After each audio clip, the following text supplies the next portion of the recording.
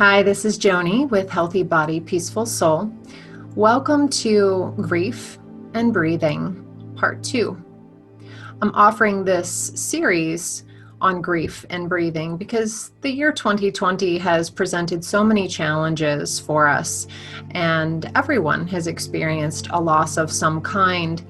In addition to perhaps circumstances in your own life, collectively we have experienced losses of normalcy, losses of events, of celebrations, many changes to routine, and many changes to what our life was like before. And it's really important for us to allow a little bit of space to simply process that. And today we're going to be focusing on how to identify emotions, how to identify what you're feeling. I will frequently lead mindfulness practices where you tune into sensations in your body and notice your mood or notice emotions that arise. Sometimes, particularly during those times when we are overwhelmed, it can be difficult to find the right word to describe how you're feeling. And so today I'm offering you a couple of tools. These tools can just be helpful resources for you to check in and ask yourself, how am I feeling today? What's going on inside of me? Sometimes just looking at the chart that I'm going to offer, two different charts, just looking at the chart and reading the different words, you might be able to connect with one of those words and say, yeah, that's what it is. That's how I'm feeling. So first, I'm going to be offering this emotional wheel chart. And there's lots of different variations of this.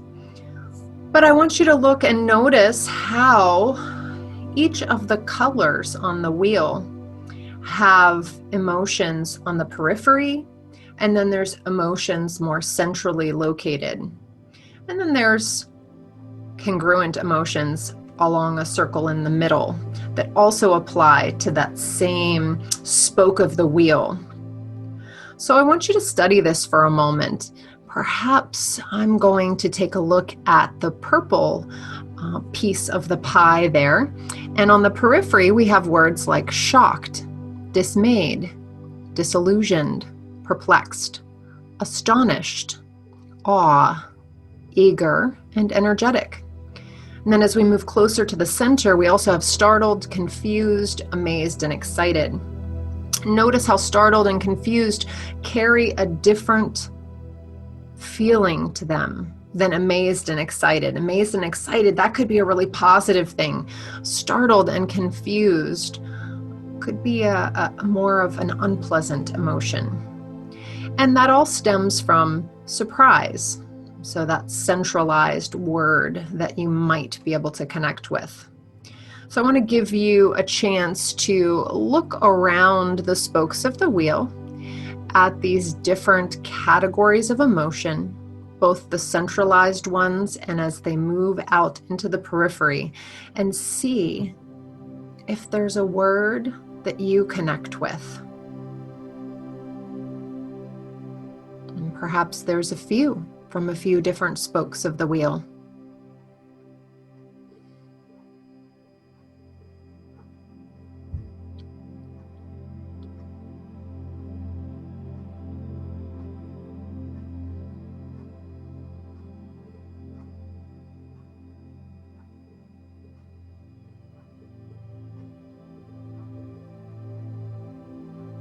A lot of these emotions are interrelated.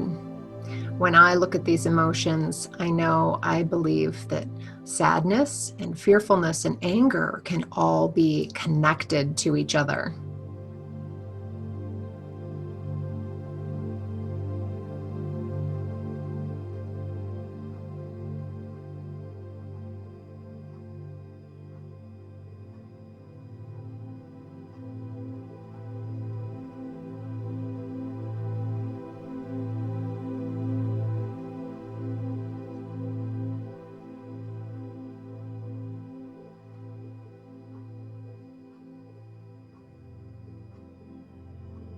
And so you can always put the video on pause and check back in with that emotional wheel.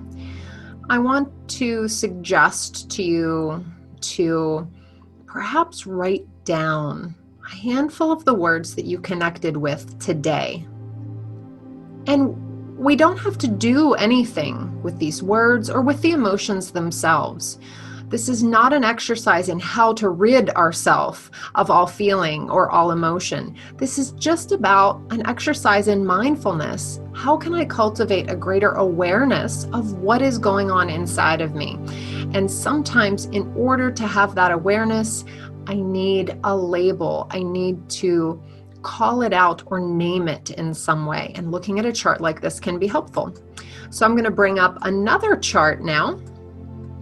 And this is just structured differently. So I'm going to give you a moment to take a look at this. These core have very similar core emotions: fear, surprise, happy, anger, disgust, and sad. And then they have similar but different conjoining words, different words that can explore the nuance of feeling and emotion. So you might go to the large emotion that you think you might be feeling and read some of those words. What do you connect with?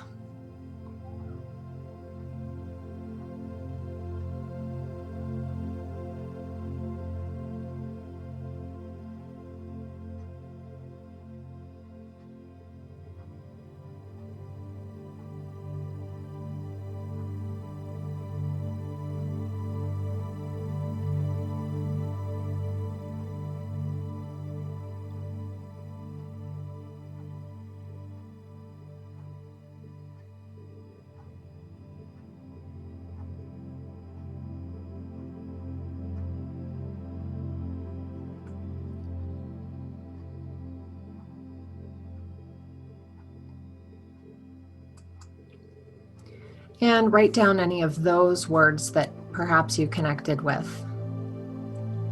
And so if you have an idea of what emotion you're feeling, or if there are a few emotions or words that you connected with, feelings that you connected with, I want you to hold space for those.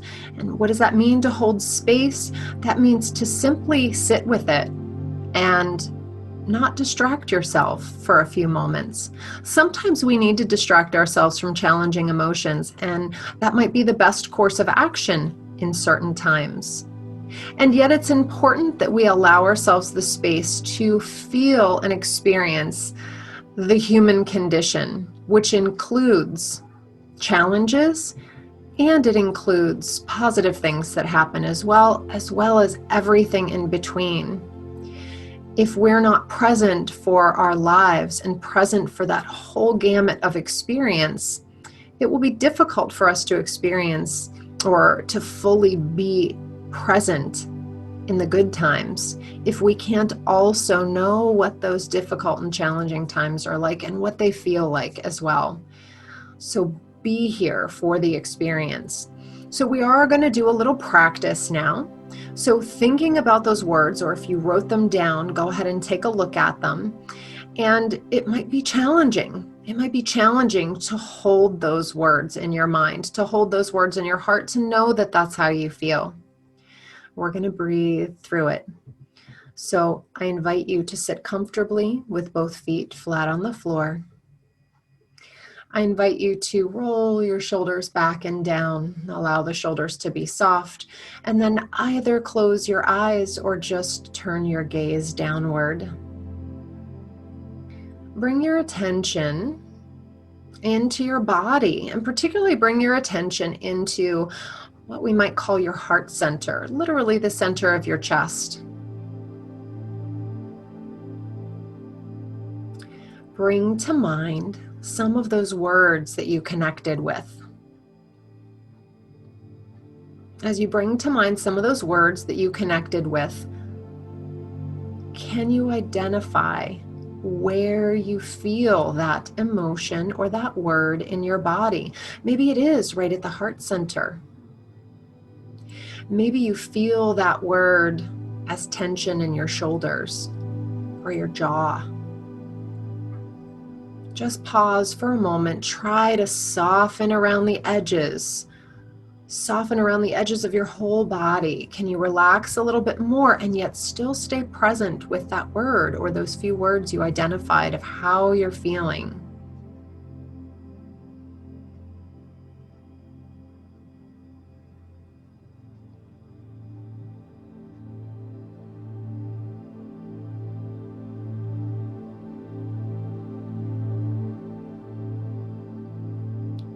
And so now we're going to add a deep breathing practice. This deep breathing practice you might find familiar if you practice yoga. And if you're new to it, that's okay too. Everyone can do this practice. But if for any reason you find that this is uncomfortable for you, for some people who have a deviated septum in your nose, this might not be comfortable. And so if you fall into that category, if you give this a try and it really feels uncomfortable, then I want you to just do long, slow, deep breathing. We're doing alternate nostril breathing. This is the practice that we're going to be doing today. But again, if alternate nostril breathing feels really uncomfortable for you, just relax your hand down into your lap. Take long, slow, deep breaths in through both nostrils, out through both nostrils. If you want to give the alternate nostril breathing a try, you're going to bring your right hand up in front of you.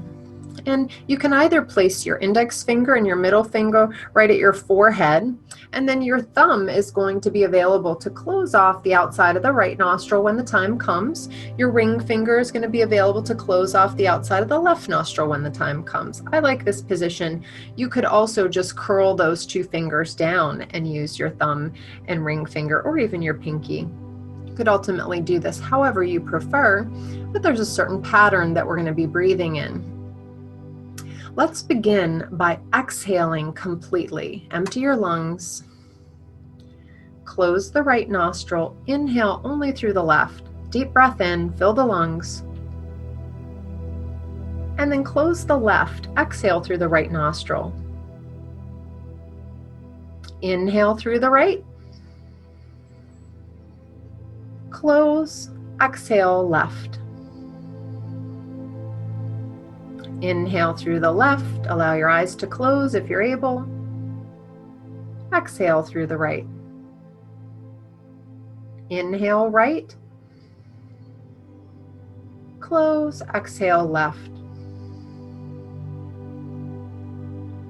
Inhale left. Close. Exhale right. Inhale right. Close, exhale left. Continue this on your own. You always switch sides. When your lungs are full at the top of your inhale, that's when you exhale out the opposite side. The top of each inhale, you switch sides. So continue to do that on your own. I'm going to just talk to you a little bit as you do. So there's some research and evidence around this particular breathing practice that it really helps to balance and calm the nervous system. This breathing practice also has an impact on your brain, balancing right and left hemispheres of the brain, balancing mood. So this is also a great way to focus attention. We really have to pay attention if we're doing this, feeling the breath go in through one nostril, out through the other, in through that one, and out through the first. So continue that long, slow, deep breathing.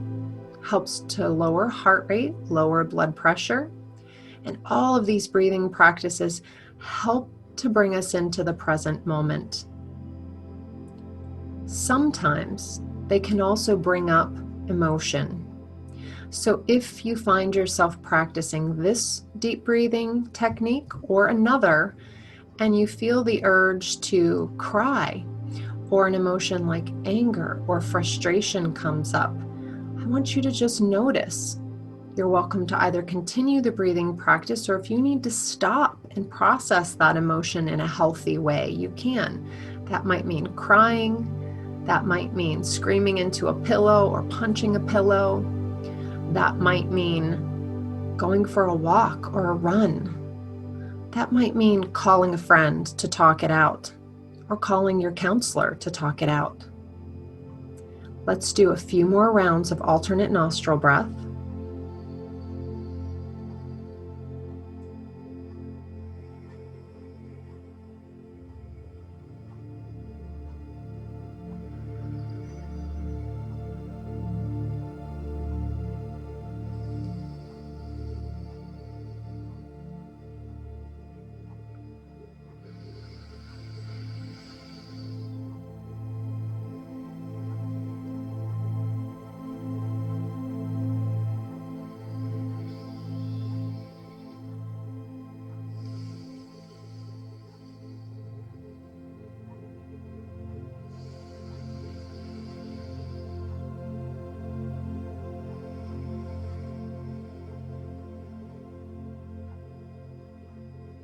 The next time you exhale through your left nostril, relax your hands down into your lap. Just breathe naturally for a few moments and feel the air flowing in and out through both nostrils. Relax your breath, no control over the breath. Just notice what your breath feels like now.